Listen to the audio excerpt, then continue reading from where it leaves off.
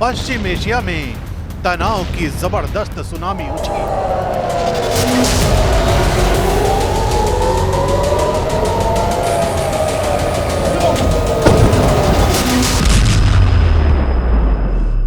दुनिया के अखबारों और मीडिया में ईरान को लेकर अमेरिका के रुख की खबरें लगातार पब्लिश हो रही हैं और ऐसा इसलिए क्योंकि अमेरिका की सैन्य मशीनरी अब पोजीशन ले चुकी है।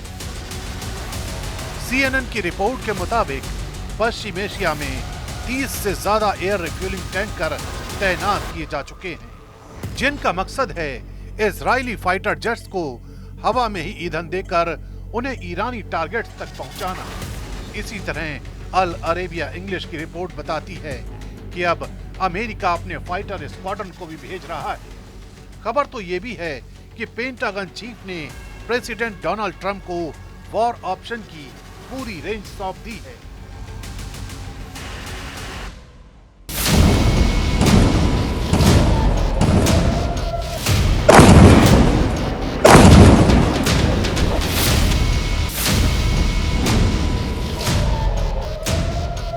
इसी बीच अमेरिका में खुफिया जानकारी देने वाली वेबसाइट एक्सियोस ने बड़ा दावा किया है। इस दावे के मुताबिक इजरायली प्रधानमंत्री नेतन्याहू का मानना है कि अमेरिका कुछ ही दिनों में इस युद्ध में औपचारिक रूप से शामिल हो जाएगा।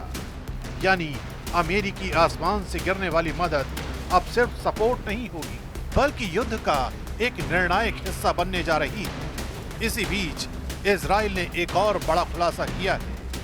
N12 न्यूज के मुताबिक ईरान के पास अभी भी 1800 मिसाइलें बची हुई हैं। मतलब ये कि अब तक जो देखा गया वो सिर्फ शुरुआत थी। ईरान की जवाबी क्षमताएं अभी भी मजबूत हैं और उसकी बैलिस्टिक पावर बरकरार है। लेकिन इसी बीच किंग ऑफ ईरान की तरफ से मौजूदा इस्लामिक रिपब्लिक के पतन की भविष्यवाणी कर दी गई है। همیهنانه جمهوری اسلامی به پایان خود رسیده و در حال سقوط است. خامنه‌ای همچون موشی هراسان زیر زمین پنهان شده و کنترل اوضاع را از دست داده است. آنچه آغاز شده برگشت ناپذیر است. آینده روشن است و ما با هم از این پیچ تند تاریخ عبور خواهیم کرد. किंग ऑफ ईरान के नाम से वायरल हुई इन संभावनाओं ने ईरान के भीतर सियासी हलचल तेज कर दी है। इस बयान में सिर्फ शब्द नहीं है, एक नई व्यवस्था की घोषणा है और वो ये कि इस्लामिक रिपब्लिक का अंत हो चुका है। ये बयान उस वक्त आया है जब ईरान के भीतर प्रदर्शन, सत्ता विरोधी बयान और असंतोष लगातार बढ़ता जा रहा है। टेक बैक ईरान का आह्वान विदेश नहीं, सत्ता के केंद्र पर मनोवैज्ञानिक दबाव बनाने वाला वार है। यानी ईरान की दीवारें अब बाहर से मिसाइलों से और अंदर से बयानों से दरक रही हैं।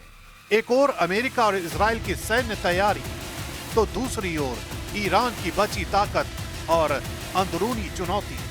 मंच तैयार है और अब सवाल बस इतना है कि ट्रिगर कौन दबाएगा।